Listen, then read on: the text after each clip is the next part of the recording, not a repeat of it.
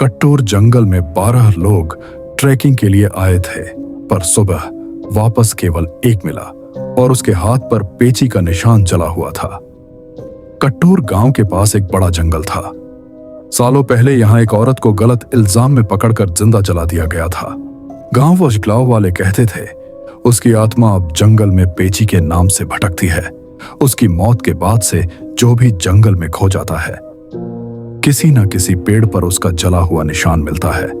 इस कहानी का हीरो आरव, एक डॉक्यूमेंट्री शूट करने वाला, अपनी टीम के साथ कट्टूर जंगल में गायब हुए ट्रैकर्स पर फिल्म बनाने आया था। टीम में थे राधिका, सूरी, निशा और करण। डे 1 ठीक था।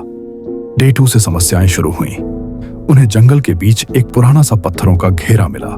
पत्थर पर एक चिन्ह बना था, एक औरत का चेहरा बिना आंखों के, और उसके नीचे लिखा था, जिसे जला दिया जाता है वो कभी मिट्टी में नहीं मिलती। राधिका ने उस पत्थर को छू लिया और उसके हाथ पर तुरंत जला हुआ निशान आ गया, बिल्कुल पेची के प्रतीक जैसा। उसी रात उनके कैंप के आसपास कदमों की आवाजें घूम रही थीं, पर टॉर्च डालते ही आवाजें रुक जाती और हवा अचानक बेहद ठंडी हो जाती। सूरी ने कैमरा ऑन किया। कैमरा के एक फ्रेम में पीछे एक औरत की परछाई दिखी। लंबी, पतली, बिल्कुल सफेद चेहरा और आंखों की जगह 2 काले गड्ढे।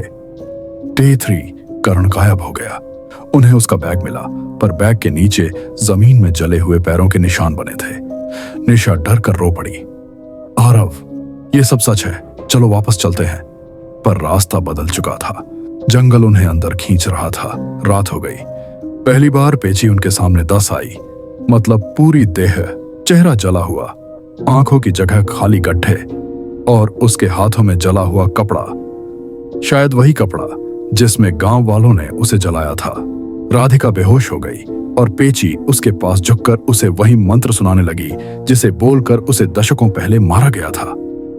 आरव समझ गया, पेची बदला नहीं लेती, वह केवल उन्हें पकड़ती है जिन्होंने उसका प्रतीक छुआ हो। राधिका निशान वाली थी। सुबह राधिका भी गायब थी। अब केवल आरव और निशा बचे। आरव ने जनजातीय फाइलें पढ़ी। बचने का सिर्फ एक तरीका था, पेची को उस पत्थरों के घेरे में वापस बंद करना। जब रात हुई, पेची ने निशा को पकड़ लिया।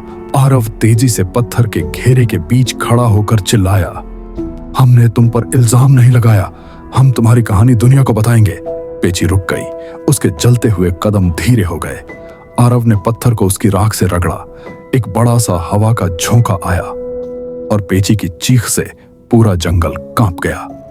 अगली सुबह गांव वालों ने देखा, आरव बच गया। निशा बेहोश थी पर जिंदा।